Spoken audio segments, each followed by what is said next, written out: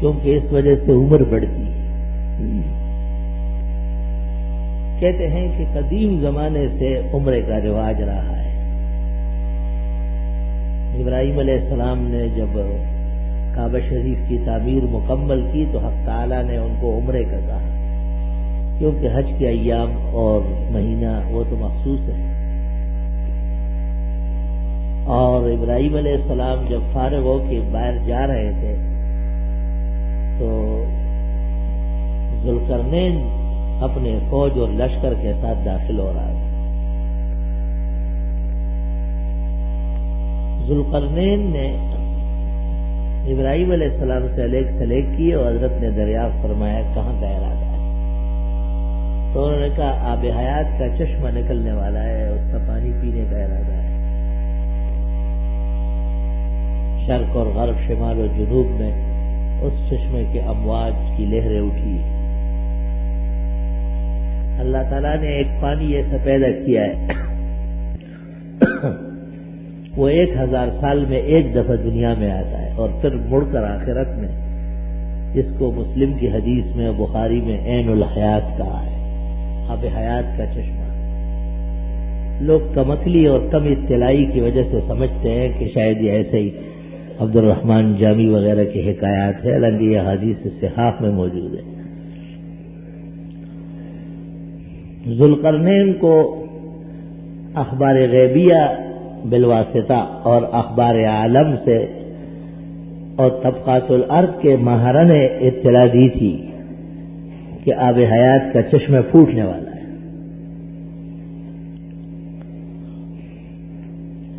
ابراہیم علیہ السلام نے ذوالقرنین کو کہا کہ یہ میرا بھتیجا ہے ملکہ ابن ارمیہ، اور دوسرا قول ہے بلیا ابن ملکہ ابن ارمیہ،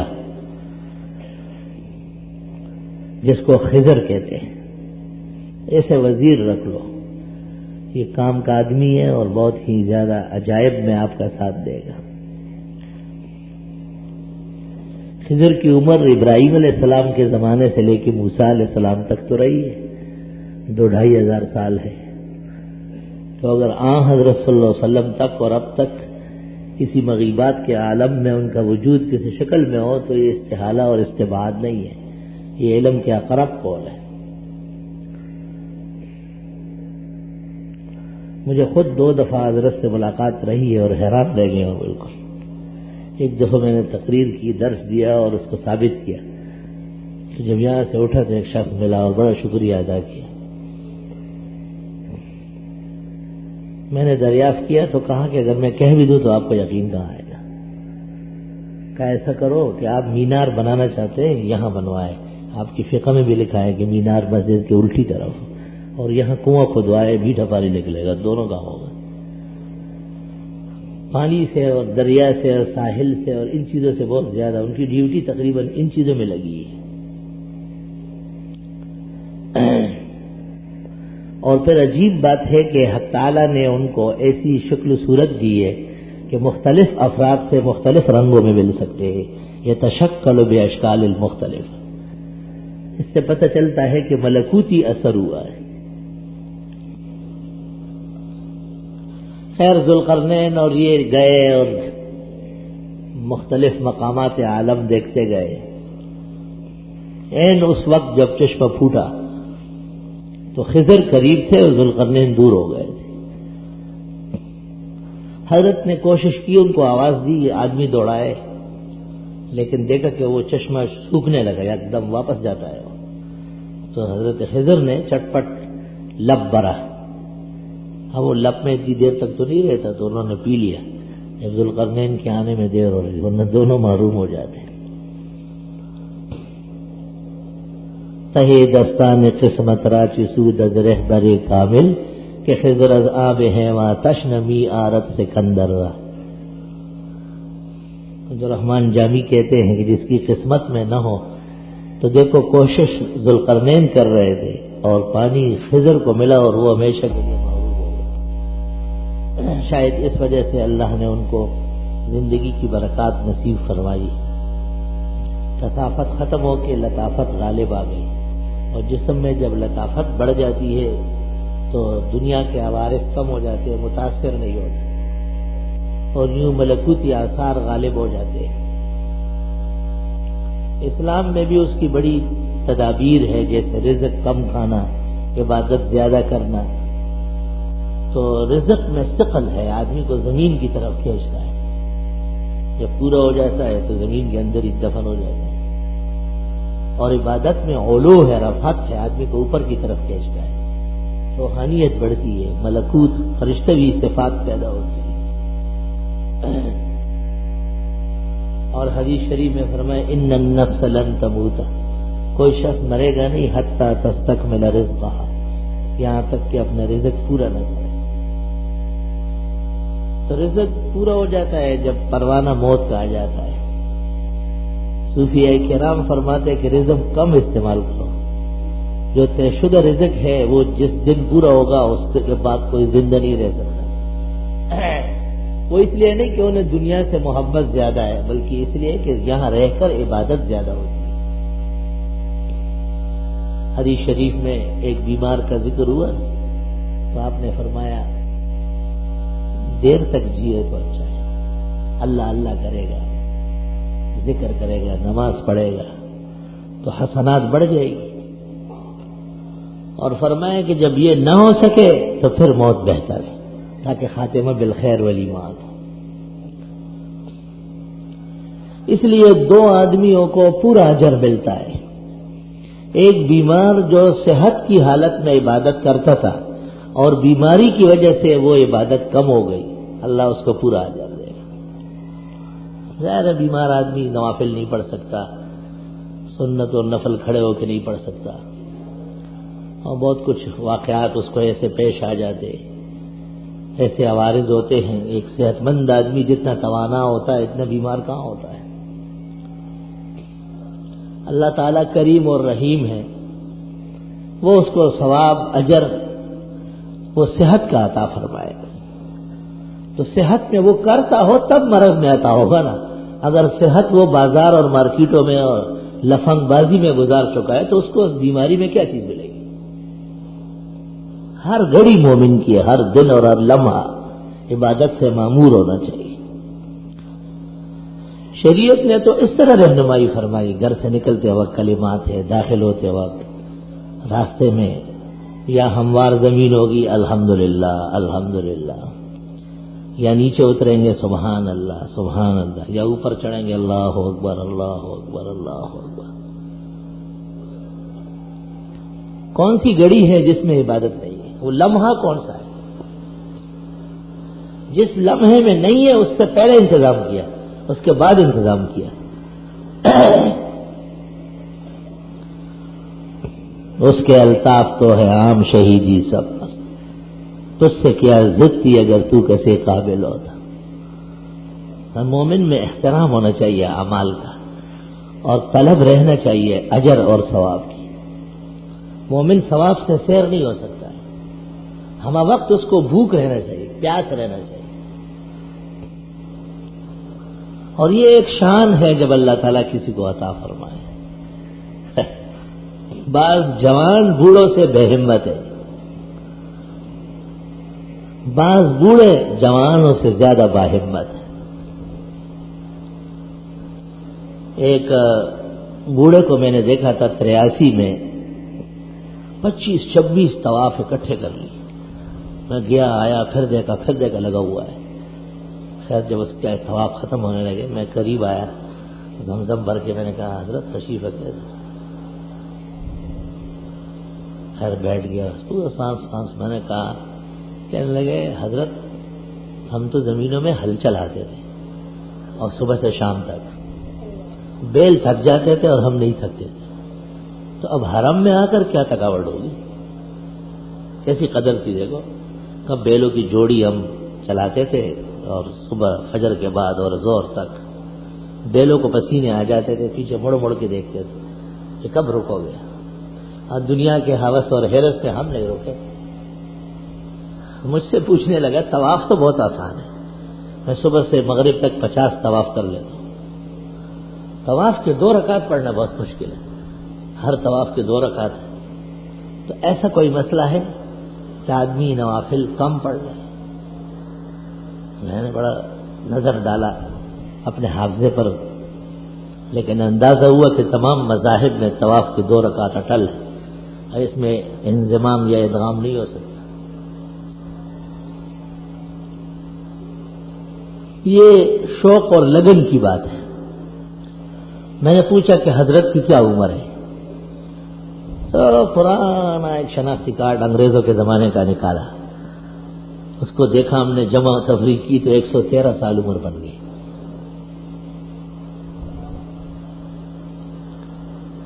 اللہ اکبر و کبیر۔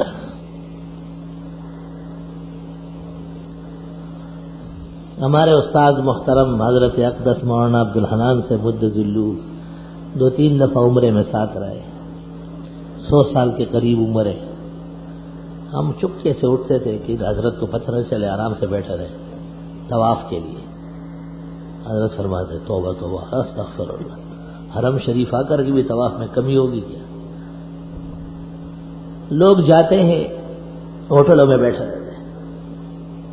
میں ان تمام لوگوں کو جانتا ہوں، جوان صحت مند، انہیں یہ احساس نہیں ہے کہ ہم کتنے بڑے دربار میں آئے ہیں۔ نماز با جماعت کے لیے ان کو آنا ایک کوئی حمالیہ سر کرنا ہوتا ہے۔ سچ بات یہ ہے کہ مال غلط ہوتا ہے اور غلط مال اچھی عبادت نہیں کراتا ہے۔ بزرگان دین نے لکھا تھا نا کہ خیرات اور صدقات کا حج نہ کیا جائے نہ عمرہ۔ پتہ نہیں مستحق ہے بھی یا نہیں، لوگوں سے لے رہے ہیں۔ حج بدل میں عموماً لوگوں کی عبادات کی تیوری خراب ہوتی ہے، کیونکہ حج بدل میں دیانت نہیں ہوتی، خیانت ہوتی ہے۔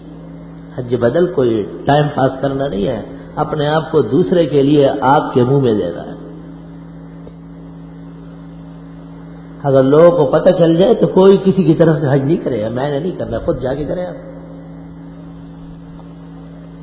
حج بدل 2 ہوتے ہیں، ایک وہ جس کا امر ہو اور خرچہ ہو، وہ خطرناک ہے۔ ایک احسانی ہے جو عمرہ ہے ثواب کے لیے، اس میں کوئی مسئلہ نہیں ہے، وہ تو اصل عبادت آپ کی ہے، آپ جس کو چاہے دے سکتے ہیں، ثواب بخش سکتے ہیں۔ لیکن ایک آدمی آپ کو 1,80,000 روپے دیتا ہے، آپ کی طرف سے داخلہ کرتا ہے کہ آپ جائیں میری طرف سے یا میرے والد کی طرف سے حج کر لیں، پھر آپ جس شان سے جاتے ہیں ان کو میں قریب سے دیکھتا ہوں۔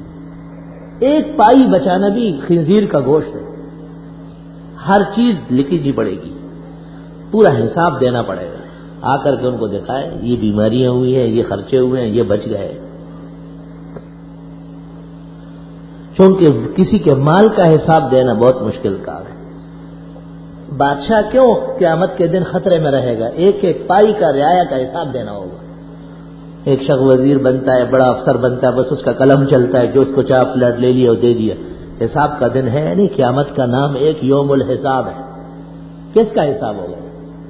انسانوں کے ساتھ دنیا کی زندگی کا حساب ہوگا۔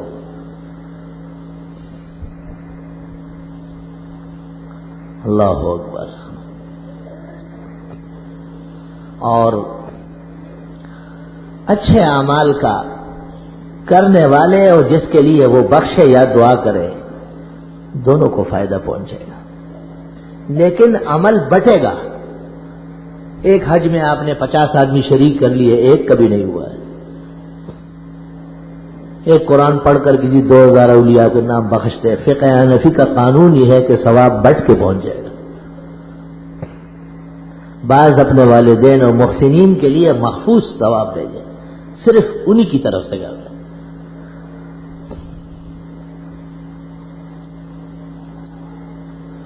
دو اعمال میں نے دیکھے ہیں جن کا مقام اور مرتبہ بالکل نرالا ہے۔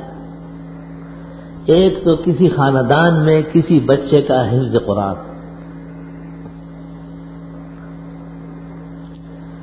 کہ کسی برادری میں اقربا میں ایک بچے نے حفظ قرآن مکمل کر دیا، یہ ثواب بھی بہت زیادہ ہے۔ اور جیسے بادشاہوں کو پروٹوکول دیا جاتا ہے اور استقبال ہوتا ہے، اعزاز ہوتا ہے، ان کے عزیز و اقارب، ان سب کا اس شان سے اعزاز و اکرام ہوتا ہے۔ میں نے اس کا نظام دیکھا ہے، اللہ نے منکشف کیا ہے۔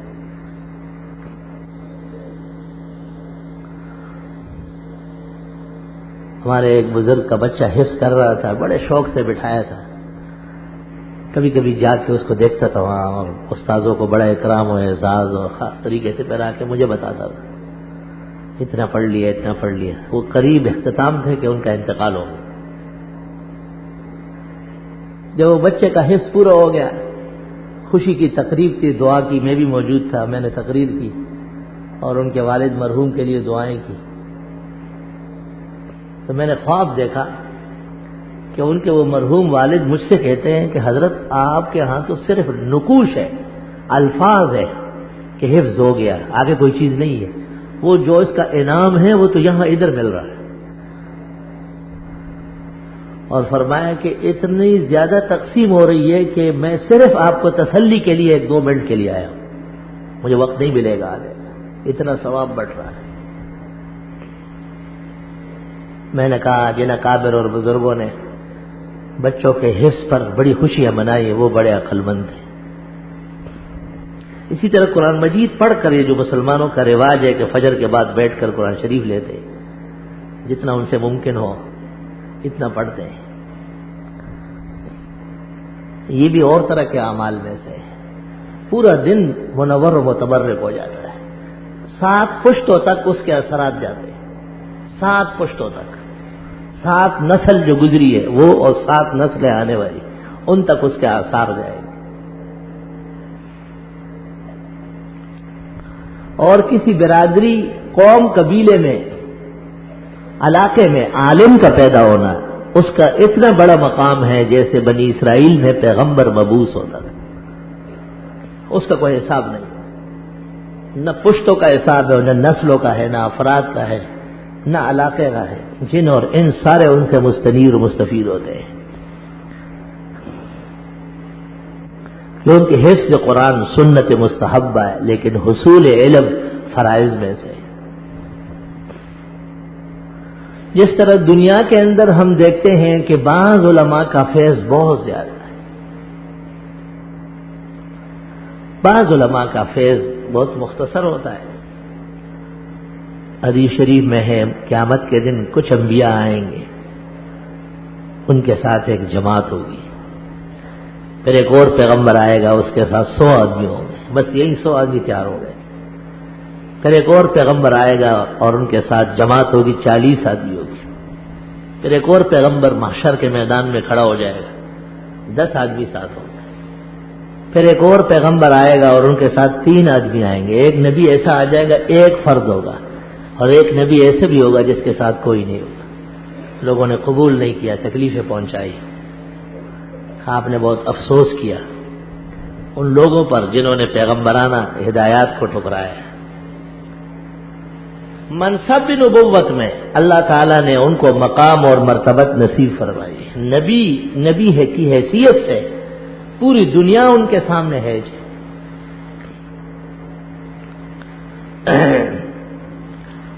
اور آپ نے فرمایا کہ قیامت کے دن لوگوں کو حساب کے لیے صفوں میں کھڑا کیا جائے گا، کل 120 صفیں بنیں گی۔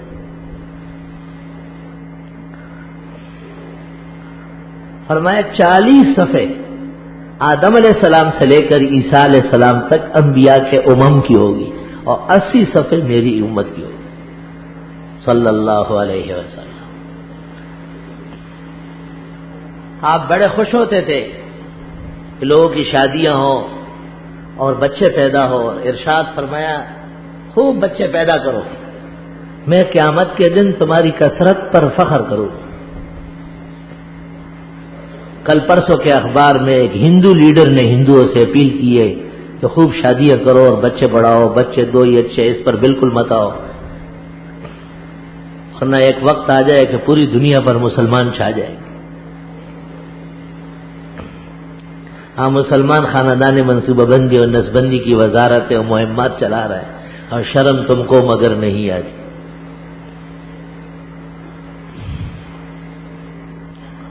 قرآن کریم میں اللہ کا ارشاد ہے وَأَكْثَرَكُمْ نَفِيرًا، میرے احسانات میں سے ہے کہ میں نے تمہاری نفری بڑھا دی. پھر تو بالکل واضح ہے. ایک مسجد میں 10 نمازی ہے وہ بھی اللہ کا گھر ہے، ایک مسجد میں 100 نمازی ہوتے وہ بھی خدا کا خانہ ہے، ایک مسجد میں ہزاروں نمازی جمع ہوتے وہ مرکز سمجھی جاتی. کثرت خیر اور عافیت کے ساتھ نعمتوں میں سے.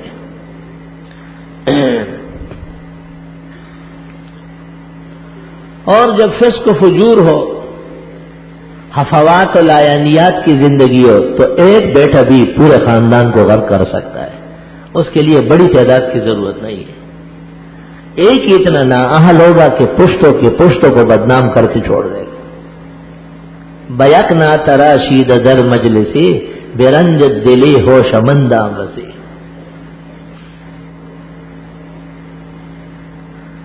حج کے ایام اور حج کے مہینے نہایت محترم و مکرم ہیں.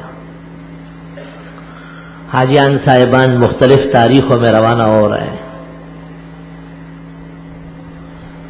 کسی میزبان کے گھر جب مہمان آتا ہے اور مہمان میں سوجھ بوجھ و صلاحیت ہو تو وہ کوشش کرتا ہے کہ کس چیز سے خوش ہوتا ہے، میں کیا تحفہ لے کے جاؤں کہ میرے میزبان کی خوشی ہو اور اس کی نظر میں میری عزت ہو.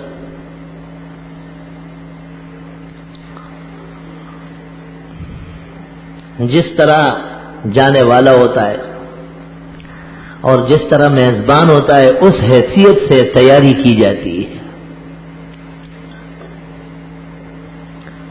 وہ کہتے ہیں نا قدیم زمانے میں بادشاہ سال بھر اپنے شاہی محلات میں رہتے تھے. سال میں ایک دن مقرر ہوتا تھا، اس میں بادشاہ دربار عام لگاتا تھا اور اس میں رعایا کو اجازت ہوتی تھی. وزراء اور امراء اور سفراء کو کہا جاتا تھا کہ تم لائن میں کھڑے رہو، خدمت کرو آج. اور رعایا کے لوگ آتے تھے اور بادشاہ سلامت سے ہاتھ ملاتے تھے، خیریت پوچھتے تھے ایک دوسرے کی. بادشاہ بڑی خوشی خوشی سے شاہی محل سرائے میں عوام سے ملتے تھے اور عوام بہت زیادہ اس کی تیاری کرتے تھے. ایک بادشاہ نے اس طرح دربار عام کے دن کا اعلان کیا تھا اور لوگ مختلف شہروں سے چلتے تھے اور بادشاہ سے جن کو ملنا تھا خواہش تھی وہ ملتے تھے. تو کوئی شیر لے کے جا رہا ہے، کوئی ہاتھی لے کے جا رہا ہے، کوئی سونے کی تلوار بنائی، کوئی ڈھال بنایا، جنگی قمیض ذرا بنائی ہے. جس شخص کے جو مزاج ہو اور اس نے مناسب جانا ہے بادشاہ کے دربار میں پیش ہونا ہے. بادشاہ سلامت سے السلام علیکم کرنا ہے اور اپنا تحفہ بھی پیش کرنا ہے. ایک غریب آدمی مسکین اور بازوق سلیم الطبع، اس نے کہا ہم بھی چل کے بادشاہ سے ملتے ہیں. اچھا موقع ہے، بادشاہ نے خود لوگوں کو یاد کیا ہے، پھر پتہ نہیں موقع ملے گا یا نہیں.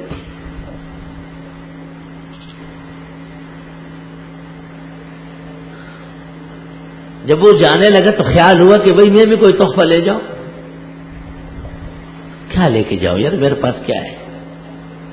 تو اچانک دیکھا کہ ایک پہاڑ سے چشمہ پھوٹا ہے اور نیچے اس چشمے کے نیچے بڑی ہری گھاس اگی ہے، دور تک چمن بنا ہے، سبززار ہے. اس پر وہ پانی جب آتا ہے تو بالکل چاندی کی طرح چمکتا ہے.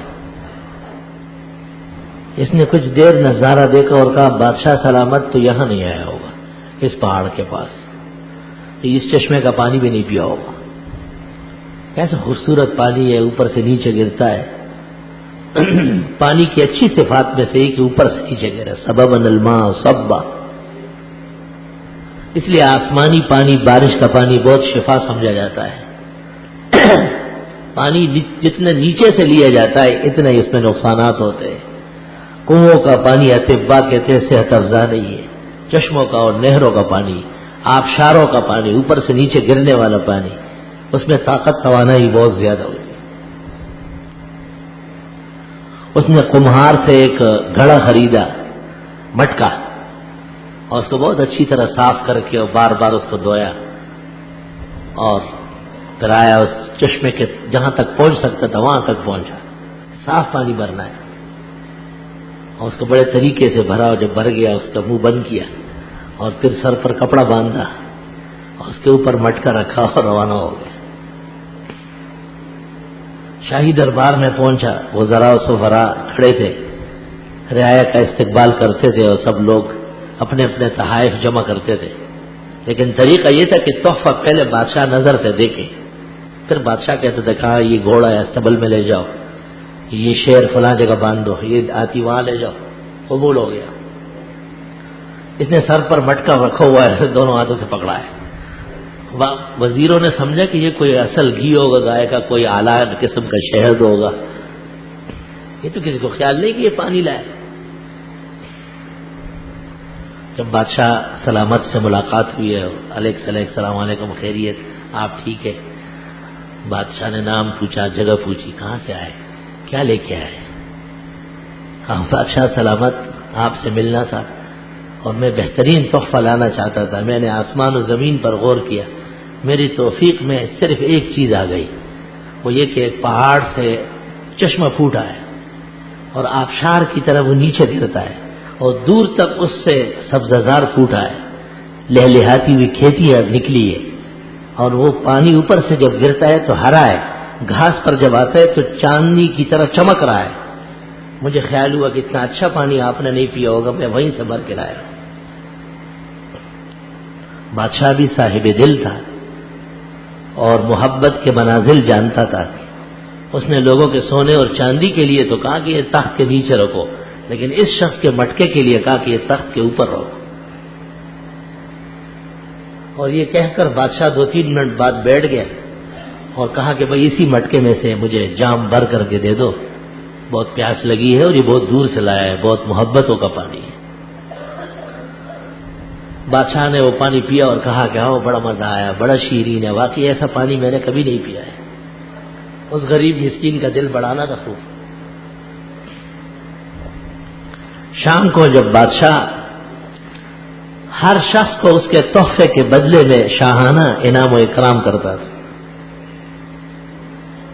کسی کو سیر سونا دیا، کسی کو 2 سیر دیا، کسی کو 100 روپے، کسی کو 1000، 10,000۔ جب اس شخص کا نمبر آیا کہ اس کا مٹکا سونے سے بھر کے دے دو، ایسا تحفہ کوئی نہیں لایا۔ وزیر خزانہ قریب آیا اور بادشاہ کے کان میں کہا کہ بس 2-4 سیر دے دیں گے، اس میں تو 20 کلو سونا آتا ہے۔ بادشاہ نے کہا جیسے آرڈر ہوا ہے تعمیل کر لو، اس میں دیر نہ کرو، اور مٹکا بھر کے دے دیا، اور باہر نکلا، اور اس کے بعد مٹکے سے مٹھی بھر بھر کے سونا نکالتا تھا اور لوگوں میں بانٹتا تھا،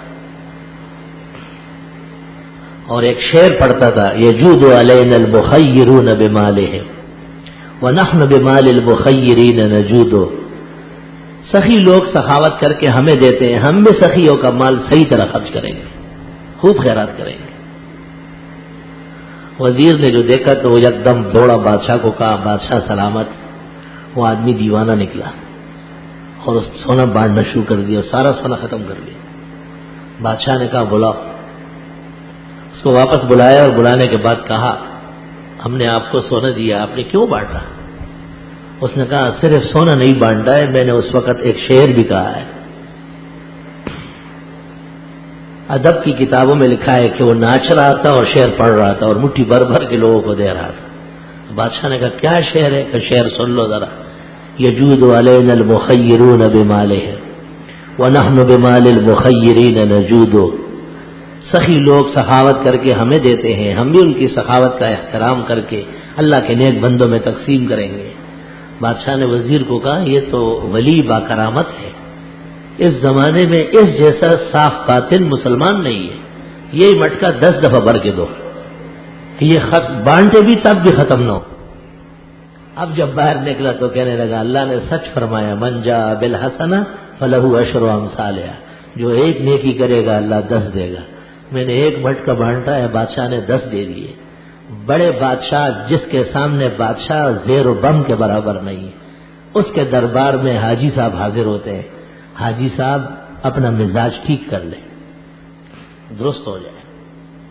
عدالت میں جب پیشی ہوتی ہے تو مجرم اور ملزم کو کہا جاتا ہے کہ عدالت کے آداب بجا لاؤ۔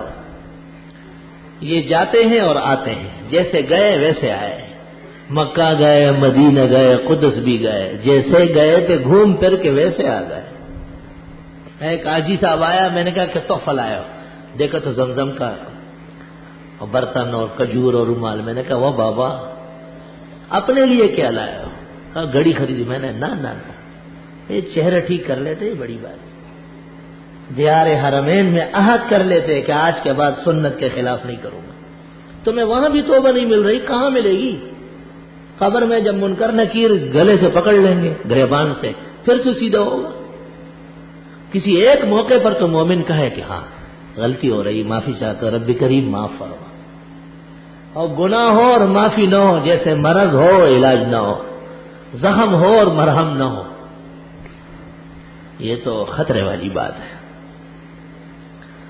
ادھر ادھر کی باتوں کی ضرورت نہیں ہے، ہر مومن نے خود حساب دینا ہے۔ اچھی طرح سن لے، حج اور عمرہ فیشن اور رواج نہیں ہے، عبادت کی روح ہے، عبادت کا اثر مومن پر رہنا چاہیے۔ تعجب و افسوس حکومت سعودیہ پر بھی ہے کہ اس قدر استقلال اور مضبوط خدمات کے باوجود وہاں کوئی داڑھی مونڈے تو اچھا خاصا سزا ہے اس کی، لیکن مینا میں جانور کم کٹتے ہیں اور حاجیوں کی داڑیاں زیادہ کٹتی ہیں جب احرام کھولتے ہیں۔ غیرتی مومن سے دیکھا نہیں جا سکتا۔ یہاں بھی وہ بیماریاں ہیں، رمضان شریف میں اعتکاف میں جی داڑیاں رکھ لیتے ہیں، پھر عید کے دن دیکھو صاف ہو جاتی ہے۔ جیسے ایک آدمی بہت عمدہ کھانا کھائے اور پھر تھوڑی دیر بعد حلق میں انگلی آ جائے سارا بال پھینک گے، کیا فائدہ ہوا؟ بغیر ضرورت کے غیر الٹی صحت کے لیے ناسور بن سکتا ہے۔ اور خطرے کی بات یہ ہے کہ عرفات کے دن اعلانات ہوتے ہیں، ہر مومن معاف، ہر مجرم معاف، ہر گناہگار معاف، 5 آدمی معاف نہیں ہوتے۔ من اشرک باللہ، مشرک بدعتی، یہ ہر جگہ کے بدبخت اور بد نصیب ہے۔ آکل الربا، سود خور، عاقل والدین، ماں باپ کا نافرمان، مدمن الخمر، شراب کا عادی اور شراب سے توبہ نہ کرنے والا، اور مرتکب الفحشاء، ایسے گناہ کا مرتکب ہونا جس کا گناہ ہونا سب کو معلوم۔ اب اگر اس کو گناہ سمجھا جاتا ہے تو گناہ گناہ رہے گا، اور یہ قاعدہ ہے کہ گناہ کے گناہ ہونے کا انکار یہ کفر ہے، ایمان بھی سلب ہو جائے گا۔ جیسے ایک آدمی نے نماز نہیں پڑھی، نماز نہ پڑھنا گناہ ہے، لیکن اگر وہ کہتے کوئی فرق نہیں پڑتا تو کافر ہو جائے گا، ایمان ختم ہو جائے گا۔ فرق تو پڑتا ہے، شریعت کی حد ٹوٹ گئی، فریضہ ترک ہوا، فرق کیسے نہیں پڑا ہے؟ ایک آدمی سے روزہ چھوٹ گیا ہے، معصیت ہے، گناہ ہے، لیکن وہ کہتے ہیں روزہ رکھنے سے کچھ نہیں بنتا، یہ کلمہ کفر ہے۔ گناہ کو گناہ ماننا یہ جرم ہے اور معصیت ہے، اللہ اس کو معاف فرما دے، لیکن گناہ کو گناہ نہ ماننا یہ ارتکاب کفر ہے، اس سے خطرہ بہت زیادہ اور شدید ہے۔ اس لیے حجاج کرام بڑے احتیاط سے قدم رکھے۔ حج زیادہ پیسہ خرچ کرنے کا نام نہیں ہے، حج کسی رواج اور فیشن کا ساتھ دینا نہیں ہے، اللہ رب العالمین کے گھر کی حاضری ہے، بہت محترم و مقدس مقام کو جانا ہے، وہاں اپنے آپ کو درست اور سیدھا رکھنا ہے۔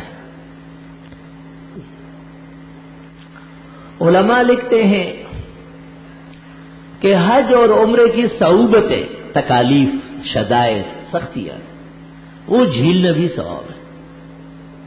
سفر اس طرح ہے، یہاں امیگریشن میں کھڑے رہو، وہاں کھڑے رہو، وہ نازنین زمانہ تو ان کو تو فرصت ہی نہیں ہوتی، حاجیان صاحبان غریب کھڑے رہتے، تنگ نہیں ہو، ٹھیک ہے، آپ کا تو میٹر چل پڑا ہے، حدیث شریف میں ارشاد فرمایا جو حج اور عمرے کا ارادہ کر لے اللہ تعالیٰ کے ہاں وہ حاجی اور معتمر لکھ دیا جاتا ہے. اب جو وہ اعمال کرے گا اور ارادے دعائیں مانگے گا وہ حاجی اور عمرہ کرنے والے کی دعائیں. تو حاجی کیمپوں میں جانا، ایئرپورٹوں میں کھڑے رہنا، وہاں جدے میں کافی دیر پریشان رہنا، یہ عبادت کا حصہ ہے. تنگ دل ہونے کی ضرورت نہیں، عبادات میں خوش دلی رہنا چاہیے، نہایت بسط القلب کے ساتھ، شرح صدر کے ساتھ. جو لوگ پریشان ہو رہے ہیں ان کو بھی تسلی دے کہ اندر جا کے بھی تو عبادت کرنی ہے، اور حکم شریعت کا یہ کہ یہ سفر پورا عبادت کا سفر. سلطنتوں کا فریضہ ہے کہ وہ حج جیسے محترم و مکرم عبادت اور اس کے لیے آنے جانے والوں کے لیے سہولتیں پیدا کریں. ناحق انہیں زیر بار کرنا اور ان پر عتاب ڈالنا اور ان کے ساتھ ترش روش سے پیش آنا سلطنتوں کے لیے جرم اور ارتکاب معصیت کا ہے. وہ اتھارٹیز، وہ ایجنسیاں، وہ محکمے، وہ عاملے انتظامیہ جن سے یہ کام ہو سکتا ہے ان کا فرض بنتا ہے.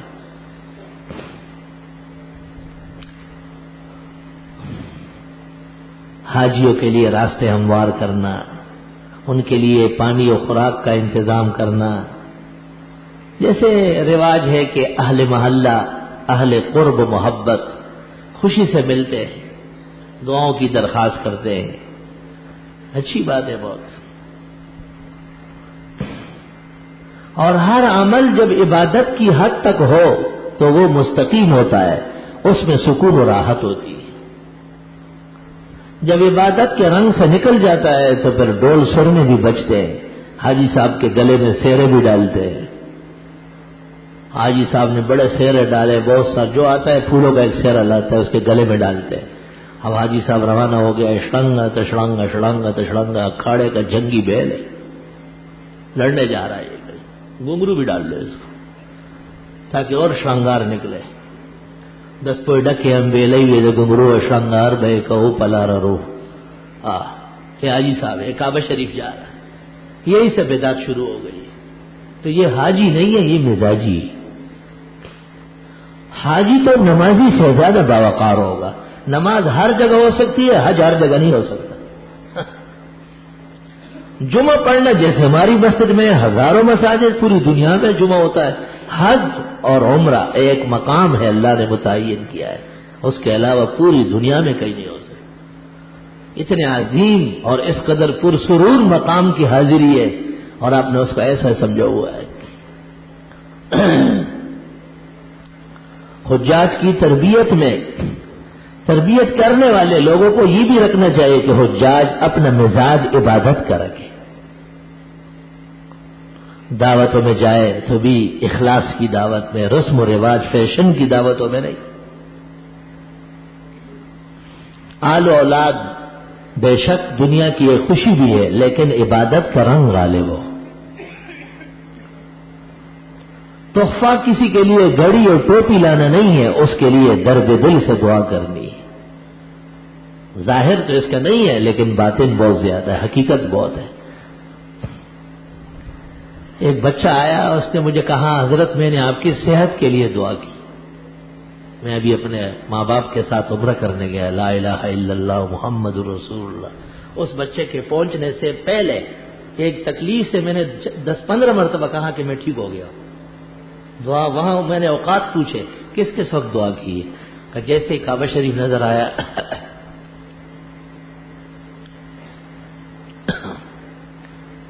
فلاں طواف کے شروع میں حجر اسود چومتے وقت میں نے کہا اس کی ٹھنڈک، اس کی قبولیت و نجابت 100 درجے میں پہنچ چکی ہے. اللہ نے آپ کی دعائیں قبول فرمائی. دعاؤں پر یقین کر لو، دعا جیسے اعزاز نہیں ہے. دعاء المومن للمومن یستجاب اذا کان عن ظاہر الغیب.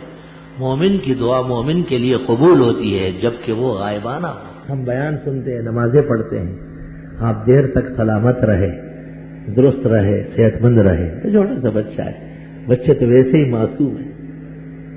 معصوم یہ لفظ سنا ہے، کبھی غور کیا ہے آپ نے؟ ابو بکر صدیق کتنا بڑا درجہ ہے، معصوم نہیں ہے. حضرت عمر معصوم نہیں، حضرت امام ابو حنیفہ معصوم نہیں، امام الحسن مولانا انور شاہ معصوم نہیں. نبی کے علاوہ کوئی معصوم ہے ہی نہیں. چھوٹے بچے معصوم ہیں بلوغ سے پہلے پہلے.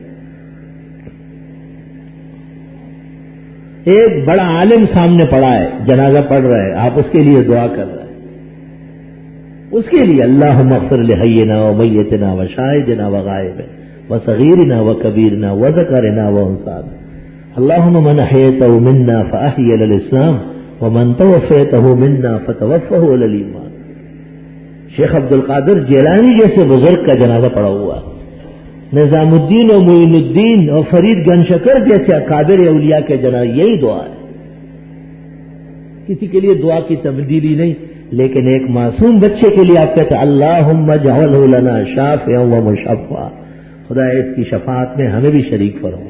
یا رب، باقاعدہ شافع و مشفع ہے. رسول اللہ صلی اللہ علیہ وسلم نے یہ دعا تلقین کی ہے کہ جنازے میں یہ پڑھا کرو. معصومین ہیں وہ، شفعاء ہیں. محدثین کہتے ہیں ہر فرد کو اپنا حساب دینا ہوگا. بڑے افراد کا بڑا حساب ہے. الا ان یتغمدنی اللہ برحمتی، حضرت نے فرمایا یہ اور بات ہے کہ اللہ نے مجھے رحمتوں میں ڈھانکا ہے، لیکن معصوم کا کیا حساب ہے؟ اس پہ تو احکام کا نفاذ نہیں ہے، فرائض لاگو نہیں ہے. اللہم صل وسلم علی النبی الامی وعلی آلہ واصحابہ وبارک وسلم علیہ.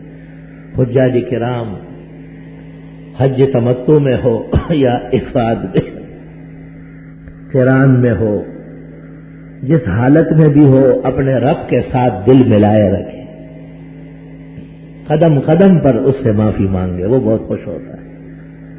فقلت استغفروا ربکم، میں نے تمہیں کہا ہے کہ بہت معافی مانگو، انہ کان غفارا، خوب معاف فرماتے ہیں، خوش ہوتا ہے بڑا. یرسل السماء علیکم مدرارا، رحمتوں کی بارشیں برسا دے گا. وَيُمْدِدُكُمْ بِأَمْوَالٍ وَبَنِينَ، تمہاری مدد کر دے گا مال اور بیٹے دے کر.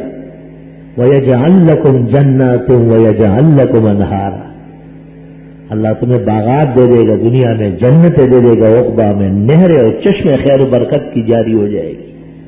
مَا لَكُمْ لَا تَرْجُونَ لِلَّهِ وَقَارًا، تمہیں کیا ہوا ہے؟ اللہ کی عظمت، اللہ تعالیٰ سے ان کاموں کے ہو جانے کا تمہیں یقین نہیں آتا؟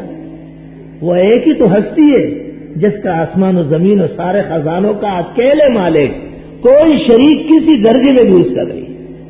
سب اس کے سامنے محتاج و بے بس ہے، سب اپنی بندگی اور عجز، محبوبیت و تقرب پیش کرتے ہیں.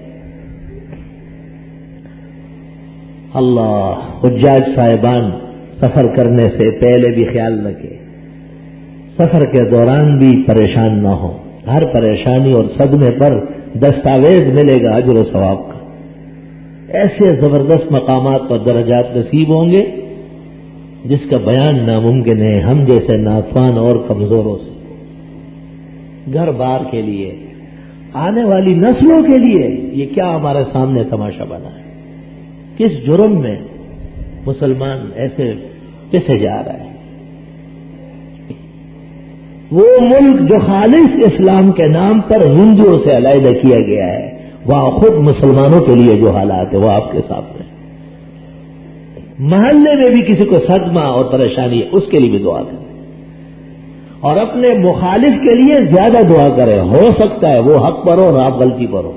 غلطی نہ کرنا، کسی کو بس دعا نہ دینا. آدمی کا منہ کالا ہو جاتا ہے عرش میں، وہ اس کا بندہ ہے. آپ ذرا سے ناراض ہو گئے کہ ایسا اور ایسا، تمہیں معلوم ہے وہ کس نے پیدا کیا ہے؟ حدیث شریف بخاری میں ہے، ایک پیغمبر نے ایک چونٹی نے انہیں کاٹا تو اس نے سوچا کہ یہ اوروں کو بھی کاٹتی ہوگی، جتنی چونٹیاں تھی سب کو آگ لگا دی. حق تعالیٰ نے کہا آپ کو ایک چونٹی نے کاٹا تھا، احرقت امة تسبح اللہ، پورے کے پورے چونٹیوں کو غرق کر دیا، وہ مجھے یاد کر دی تھی. یہ کیا کیا آپ؟ ایک چونٹی کے لیے نبی کو تنبیہ ہو رہی. علماء اس لیے کہتے ہیں کہ حیوانات کے ساتھ بھی اچھا برتاؤ، انسان سے تو معافی مانگ لیں گے، ان کو کیسے راضی کریں گے؟ کیا طریقہ ہوگا اس؟ ملک ہمارا اللہ کی نعمتوں میں سے ہے، اللہ تعالیٰ کے خاص احسانات سے اللہ نے اس کا وجود قائم رکھا ہے۔ اس کی بقا اور حفاظت کے لیے بھی دعائیں ضروری ہے۔ اقتدار کے ستون اور عمائد کے عقائد و اعمال کی اصلاح اور درستگی کے لیے اس کی دعائیں بھی بہت ضروری ہے۔ حجاج صاحبان دعاؤں میں کمی نہ فرمائیں۔ پورے عالم میں جو مسلمان پریشان ہیں، مغربی ناصوروں کے ہاتھ، ازلی ابدی دشمنوں کے ہاتھ، ان تمام مسلمانوں کا حق ہے۔ کعبہ شریف سب کا مرکزی ایمان و اعمال ہے۔ حق سبحانہ و تعالی تمام دعائیں قبول فرماتے ہیں۔ احادیث و آثار سے پتہ چلتا ہے کہ زیادہ دعائیں کرنا یہی مستجاب الدعوات کی نشانی ہے۔ دعائیں نہ مانگنا یہ مردود الدعوات کی نشانی ہے۔ جو بزرگ ہم وقت دعائیں کرتے ہیں ان کی دعائیں خوب قبول ہوتی ہے، راستے بنے ہوتے ہیں، ان کی حیثیت مسلم ہوتی ہے، ملائک مقرر ہے، ہر وقت آتے جاتے۔ جو بالکل نہیں مانتے وہ ایسے ہی ضائع ہو جاتے ہیں۔ تو دوسروں کے لیے دعا کرنا اپنے آپ کو اللہ کے قریب کرنا ہے، اور اس کے ہاں فضل احسان کرم اور جود کی کوئی کمی نہیں ہے، وہ دریا اور بحر سے بھی بہت زیادہ ہے۔ جس قدر دعائیں مانگی جائے وہ کم ہے، خوب مانگی جائے۔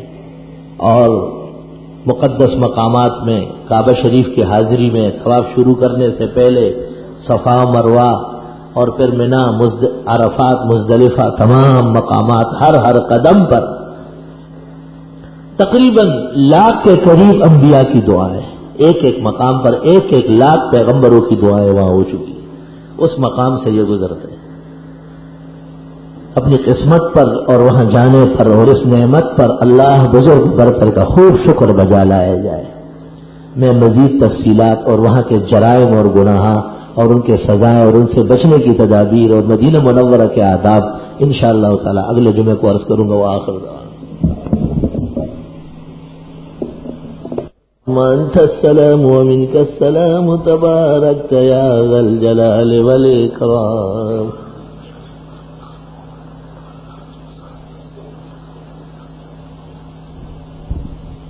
صلی اللہ تعالی علی خیر خلقہ محمد وآلہ واصحابہ اجمعین برحمتک یا ارحم الراحمین۔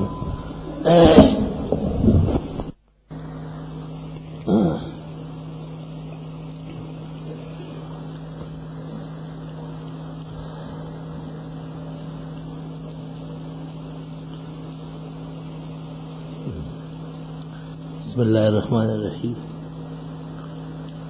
جو نماز کے بعد سوال جواب کے لیے آگے بڑھ رہے ہیں وہ نمازیوں کا احترام کریں۔ اگر کسی عمل میں فرائض و سنت ہو اور کوئی شخص صرف فرائض ادا کرے تو وہ گناہگار ہوگا۔ سنت قصدن چھوڑنا بد نصیبی ہے، شفاعت سے محرومی کی نشانی ہے۔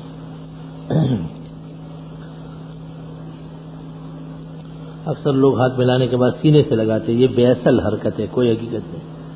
کھانا کھانے کے درمیان باتیں کرنا کیسے مناسب اور اچھی باتیں سنت ہے، خلافیات اور ناکارہ گفتگو منع ہے۔ غسل خانے میں بیٹھ کر نہانا چاہیے یا کھڑے ہو کر؟ بہتر کون سا طریقہ ہے؟ غسل خانے میں بیٹھ کر نہانا افضل ہے، اور جب بیٹھنے کی جگہ مناسب نہ ہو تو کھڑے ہو کر وضو یا غسل جائز ہے۔ ایک آدمی قسطوں پر چیزیں بیچتا ہے، جو چیزوں کی اصل قیمت سے زیادہ قیمت لیتا ہے۔ مثال کے طور پر ایک موٹر سائیکل ہے جس کی اصل قیمت 25,000 روپے ہے، قسطوں پر وہ موٹر سائیکل 40 کی دیتے، کیا زیادتی لینا جائز ہے؟ قرض اور ادھار میں فرق ہے، قرض اور ادھار دونوں کے ریٹ میں فرق لکھا ہوا ہے، اس لیے یہ درست اور صحیح ہے۔ اگر کسی شخص کے والدین خرچہ کرنے میں سست ہو، اپنی صحت اور کپڑوں کا خیال نہ کرتے ہو مہنگائی کی وجہ سے، تو کیا ان کی اولاد ان کو اس جھوٹ بول کر ان کی دوائی وغیرہ لا سکتی ہے؟ جی ٹھیک ہے، ان پر رحم کریں، ورنہ وہ دوا بھی نہیں خریدیں گے، ایسے ہی مر گئے۔ ایک مدرسے کا طالب علم دوسرے مدرسے کے طالب علم کا مہمان ہو تو اس کے مدرسے کا کھانا اس طالب علم کو جائز ہے، جبکہ کھانا زیادہ ہو یا کم ہو۔ اگر موجود طلباء جن کے لیے کھانا پک چکا ہے ان کے لیے کم ہونے کا اندیشہ ہو تب تو ناجائز ہے، اور اگر موجود طلباء کے لیے کھانا پورا ہو تو وہ مہمان طالب علم جو مستحق ہے وہ بھی مدرسے کا کھانا کھا سکتا ہے۔ تفسیر شیخ الہند کو اگر کسی شخص نے سجدے کے لیے وقف کر دی مسجد کے لیے تو کیا مسجد کی کمیٹی یا سربراہ سے اجازت لے کر گھر لے جانا جائز نہیں ہے؟ وقف للمسجد مسجد ہی میں مطالعہ ہوگا۔ ایک آدمی نے کسی سے پیسے لیا اور کہا کہ اس پیسے کی میں کھاد لیتا ہوں، جو اس کا منافع ہوگا وہ آپس میں تقسیم کریں گے۔ پھر اس آدمی نے کھاد نہیں لی اور اس پیسے کو دوسرے کا استعمال کر، لیکن رب المال کو بغیر کسی حساب کے 6 ماہ کے بعد 50,000 روپے دیتا ہے۔ اس کو جھوٹ بول کر کہتے ہیں کہ آپ کے کھاد کی بوریوں کے حساب سے یہی نفع ہے۔ کوئی حرج نہیں ہے، یہ جھوٹ بولنا اس کے ذمہ ہے، جو شخص صاحب مال ہے وہ منافع لے سکتا ہے، متعین نہیں ہے۔ میرا وطن اصلی کوئٹہ ہے اور میں 30 سال سے کراچی میں ہوں۔ کراچی میں ہمارا مکان دکان اپنا ہے، کوئٹہ میں ہمارا کوئی جائیداد نہیں ہے۔ اب اگر ہم کوئٹہ جائیں تو ہم پوری نماز پڑھیں گے یا قصر کریں گے؟ وطن اصلی میں جب ایک پلنگ برابر جگہ جائیداد یا عمارت کی شکل میں اپنی نہیں رہی تو وہاں وطن اصلی ختم ہو گیا۔ اب جب آپ وہاں جائیں گے اور 15 دن سے کم کی نیت کریں گے تو آپ سفرانہ پڑیں گے قصر۔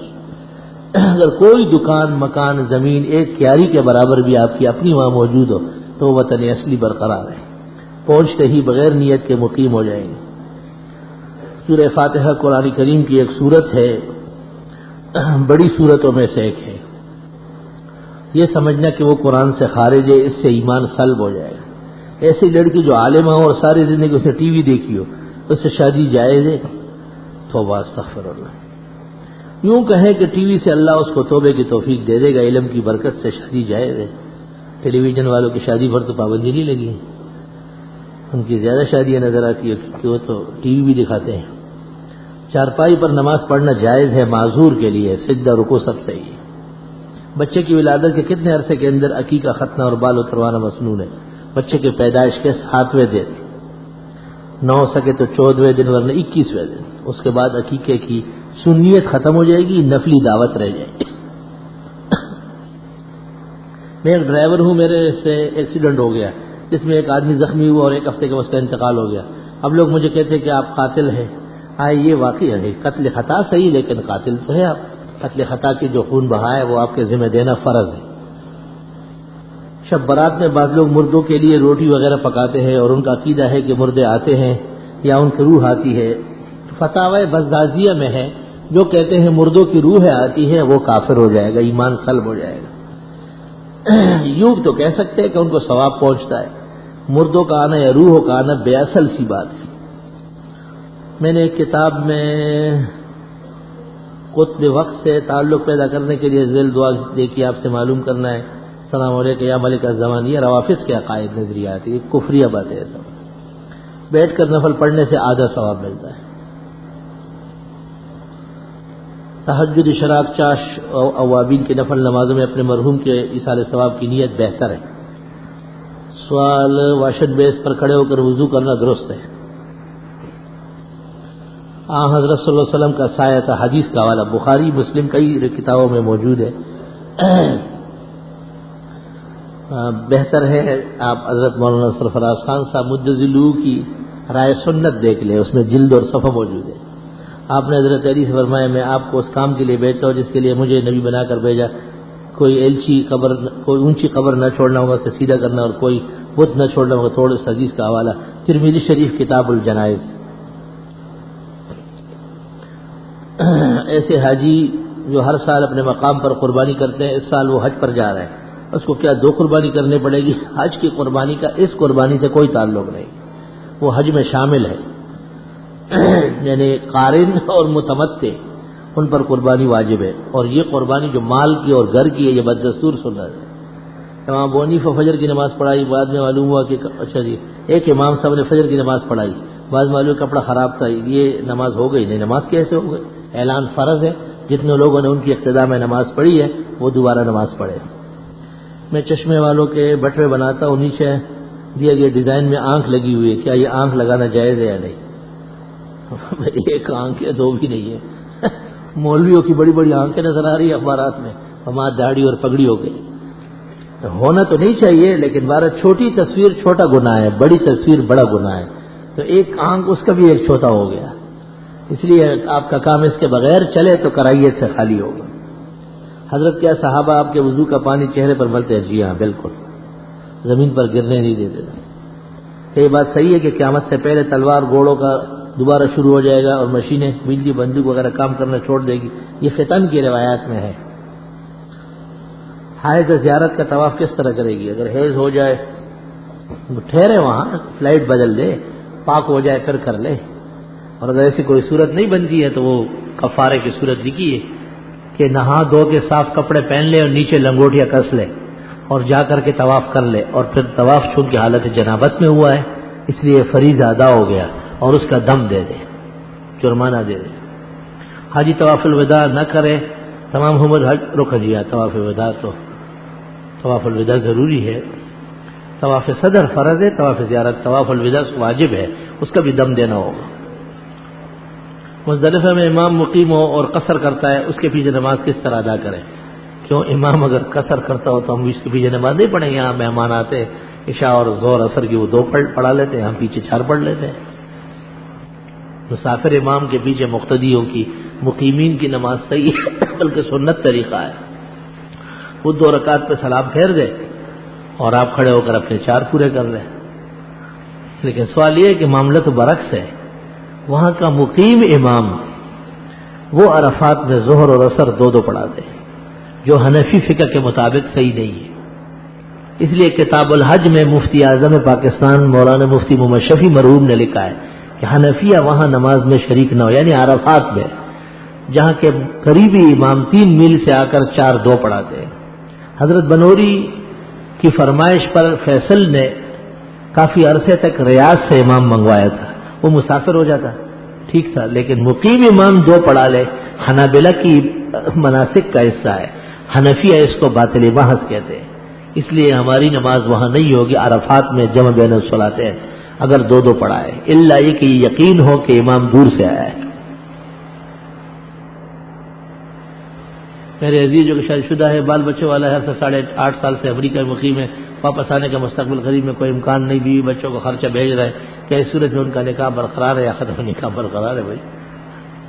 عجیب بادشاہ، ایک چمڑا بٹن بند یا چین بند میں اگر صورت یاسین ہو پھر جیب میں ہو، کیا آدمی باتھ روم جا سکتا ہے؟ صورت یا آیت کیا قرآن مجید پرس میں ہو، جیب میں لپٹا ہوا ہو، بہتر تو ایک رکھ کے جائے، لیکن اگر چلا گیا تو بید بھی نہیں ہے. جمعے کی نماز کے فرض سے پہلے 4 رکعت سنت موقدہ، بعد میں 4 رکعت سنت موقدہ، اس کے بعد 2 رکعت وہ بھی سنت موقدہ ہے اور سب جمعے کی ہے. سوال، بازار میں شادی حالوں کا دیواروں پر قرآن آیات یا پورا سورت یاسین سورت رحمان لکھا ہوا درست اور صحیح ہے. عیسیٰ علیہ السلام جب نزول فرمائیں گے تو ان کی عمر کتنی ہوگی؟ عام طور پر تو مشہور ہے کہ 33 سال کی عمر میں وہ گئے ہیں اور وہ 40 سال پوری کر کے پھر انتقال ہوگا. امام الاسر مولانا انور شاہ نے ثابت کیا، ابھی جمعے سے پہلے اتفاقاً دیکھ رہا تھا کہ حضرت 80 سال کی عمر میں گئے ہیں اور 40 سال مزید رہیں گے، 120 سال میں انتقال ہوگا. پچھلے جمعے کو کہا تھا کہ جبریل نے کہا کہ ساتھ تھا، اس کا حوالہ بخاری شریف کتاب الاحکام. اس کا تو حوالہ ہے، اس کا نہیں ہے کہ اس نے کہا میرے پر جل جائیں گے. یہ نہیں ہے کہیں بھی، گلستان بوستان کے علاوہ کہیں نہیں. مسجد حرام میں جتنے امام نماز پڑھاتے اس دوران ان میں سے کسی بھی امام نے لکھا ہوا کہ ہم حنبلی ہے، کسی کتاب کا نام بتائیں. آپ کو کیوں کہے وہ؟ آپ کے مزدور ہے کیا؟ اپنی شکل پہلے آئینے میں دیکھیں. آپ کو کہیں گے کہ ہم حنبلی ہے، مذہب حنبلی ہو گئے. وہاں پاگل سے میں اتنی عقل نہیں ہے کہ غیر مقلد 8 رکعت تراویح کو مذہب سمجھتے ہیں، وہاں 20 رکعت تراویح ہے. غیر مقلد جمعے کی نماز کی 1 اذان کے قائل ہے، وہاں 2 اذانیں ہو رہی. ایسے بد تہذیب لوگ وہاں جاتے ہیں جن میں عقل کی رتی نہیں ہے. عبداللہ ابن عمر سے بخاری میں رفع الیدین کرنے کی 5 حدیثیں ہیں، سب کے سب ضعیف ہے، متروک ہے. عبداللہ ابن عمر کے بارے میں بخاری میں ام المؤمنین فرماتی ہے کہ ان کا حافظہ خراب تھا اور ان سے بھول ہو جاتی ہے. افتؤمنون ببعض الکتاب وتکفرون ببعض فما جزاء من يفعل ذلك منكم الا خزي في الحیاة الدنیا ويوم القیامة يردون الى اشد العذاب. علماء امتی کا انبیاء بنی اسرائیل حدیث صحیح نہیں ہے، بے اصل روایت ہے. کیا آپ کو آقا یا مولا کہہ سکتے ہیں؟ بمعنی احترام کے کہا گیا ہے، درست ہے. عبداللہ ابن عمر کا خود رفع یدین کرنا بخاری سے ثابت ہے، عبداللہ ابن عمر کا رفع یدین نہ کرنا ثابت ہے۔ ابو داؤد میں ہے کہ یہ سب ان کے اقوال و افعال مرفوع حدیث نہیں ہے۔ فقہاء کرام کے نزد پر پاؤں کے درمیان کتنا فاصلہ؟ 4 انگشت کے برابر۔ رفع الیدین نہ کرنے کی کوئی حدیث، رفع الیدین کی جملہ احادیث پہلی تکبیر کے بعد امام مالک نے مدونہ میں کہا ضعیف و متروک ہے، ناقابل عمل ہے، تو ترک رفع خود بخود ثابت ہے۔ رفع الیدین ہے کیا چیز؟ کتنا رفع کرو گے؟ کندھے تک کرو گے، کان تک کرو گے، سر تک کرو گے، چکا تک کرو گے؟ یہ تو سب آپ اپنے گھر میں بیٹھ کے میڈین کمپنی میں بنائیں گے، حدیث شریف میں تو کوئی چیز نہیں ہے۔ ہاتھ اٹھائے، کیا مطلب ہے ہاتھ اٹھائے؟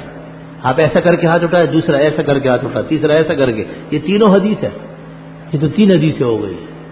اور رفع یدین کی روایت آئی ہے، جس طرح کھڑے ہو کر پیشاب کرنے کی روایت بخاری جلد اول صفحہ 35 پر ہے، کھڑے ہو کر روایت ہے، بیٹھ کر نہیں ہے۔ تو آپ پوچھ رہے ہیں کہ آپ کھڑے ہو کر پیشاب کرتے ہیں یا بیٹھ کر کرتے ہیں؟ پھر وہاں مرد اور عورت کا بھی فرق نہیں ہے، اور آپ کہتے ہیں کہ مرد اور عورت کی نماز کا فرق نہیں ہے، تو پھر کیا خواتین بیٹھے گی پیشاب کرے گی یا کھڑے ہو کر کرے گی؟ بخاری میں تو کھڑے ہو کے کی روایت ہے، بیٹھ کر کی روایت وہ کسی جگہ بھی نہیں لایا، جیسے ترک رفع کی روایت نہیں لایا۔ پہلے اپنے اعمال پر نظر ثانی کرو۔ تشہد میں انگلی کب تک اٹھانی چاہیے؟ نفی پہ اٹھائے، اللہ اشہد اللہ پہ، الا اللہ پہ، پھر ڈیلی کر رہے ہیں۔ امام کے پیچھے نماز کے وقت جب 2 رکعت کے بعد امام صاحب خاموش ہو جاتے ہیں تو کیا نمازیوں کو تلاوت کا حکم ہے؟ نہیں، امام کے پیچھے کوئی قرات نہیں، نہ فاتحہ نہ سورت۔ صحابہ سے منقول ہے کہ امام کے پیچھے قرات کرنے سے نماز ٹوٹ جائے گی۔ میں وتر پڑھنا بھول گیا، یاد آنے پر میں نے اگلے دن پڑھ لی۔ یہ وتر تو واجب ہے، جتنے بھی ذمہ پر ہے لازماً پڑھنی پڑے گی، یہاں تک کہ 5 نمازوں کے ساتھ 6ٹھی نماز وتر کا مستقل فدیہ دیا جاتا ہے۔ دعا کے وقت سجدے میں جا کر دعا کرنا کیسا ہے؟ منع فرمایا، منکرات و بدعات جیسے ہے۔ دعا کرتے کرتے جیسے عوام نماز کے بعد سجدے میں چلے جاتے، منع ہے۔ قرآن کریم کو بغیر وضو کے چھونا جائز نہیں، الا یہ کہ علیحدہ کا پڑھو۔ قرآن کے ساتھ لپٹی ہوئی قمیص کو فقہاء نے کافی نہیں سمجھا ہے۔ بیوی شوہر کی اجازت کے بغیر نفلی یا قضا روزہ رکھ سکتی ہے جب یہ یقین ہے کہ خاوند منع نہیں کرے گا یا خاوند کو دن میں ضرورت نہیں ہے تو بے شک رکھ سکتی ہے۔ اگر میں اپنے والدین اساتذہ کی طرف سے قربانی کروں تو ان لوگوں کو اطلاع کرنا، اگر یہ نفلی ہے تو اطلاع کی ضرورت نہیں، اگر واجب ہے تو اطلاع ہونا چاہیے۔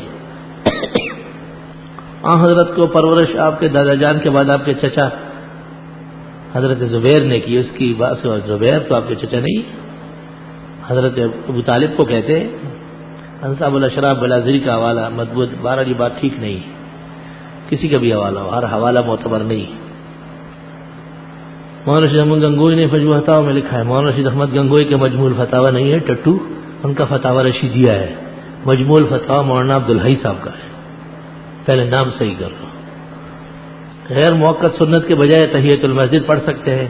جی ہاں، جب وقت نفلوں کا ہو، جیسے ظہر عصر کے وقت آ کر، عشاء کے وقت آ کر، مغرب اور فجر میں نہیں۔ داڑھی کی مقدار 1 قبضہ، 1 مشت، پسندیدہ عمل یہی ہے۔ 2 وتر کے بعد کسی قسم کے نفل نہیں۔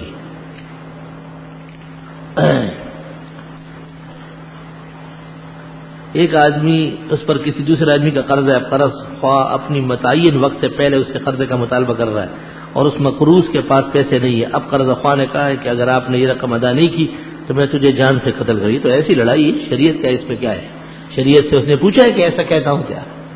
یہ تو اس طرح سوال نہ بنائے، سوال یوں کہے کہ ایک شخص کا جس پر قرضہ وہ ہر وقت لے سکتا ہے، لیکن اس کے سہولت کو بھی دیکھنا پڑے گا، اور قرضے کے لیے مومن کی جان لینا یا اس کو دھمکی دینا گناہ کبیرہ اور کفر کے برابر جرم ہے۔ میرا دل بہت کمزور ہے، یہاں تک کہ میں لوگوں سے اپنی چیز مانگنے میں ہمت نہیں کر سکتا۔ جب کسی کے سامنے جاتا ہوں تو دل میں محسوس ہوتا ہے، ڈر محسوس ہے، وجود اور کام میں شروع ہو جاتا ہے۔ آپ جو ایسا کریں، بھینس کا دل کھانا شروع کریں، ناشتے میں روزانہ بھینس کا دل بنائیں اور اسے کھائیں۔ یا قوی القادر المقتدر قوینی وقلبی، صبح 41 مرتبہ دائیں ہتھیلی پر، پھر کندھے کی طرف سے دل کی طرف آئے، اور سورۃ الم نشرح اور سورۃ قریش مغرب کے سنتوں کے بعد اوابین میں 2 رکعت میں پڑھتے رہے۔ انشاءاللہ تعالی قوت قلب نصیب ہو جائے گی، موجودہ خفگان اور خلجان قلب کا مرض زائل ہو جائے گا۔ الحمدللہ رب العالمین۔ نستغفرك اللهم ونسألك السلام والعافية لا إله إلا الله وحده لا شريك له له الملك وله الحمد وعلى كل شيء قدير. یہ جس کا دل کمزور ہے ان کے لیے دعا فرمائے، اللہ انہیں قوت قلب نصیب فرمائے. جن کے اور تکالیف ہے اللہ رفع دفع فرمائے، جن کے بیمار ہے صحت و شفا دے، مرحومین کی بخشش فرمائے، مسلمانوں کی دینی اور دنیاوی مرادیں پوری فرمائے، مشکلات حل فرمائے، پریشانیاں دور فرمائے. صلی اللہ تعالی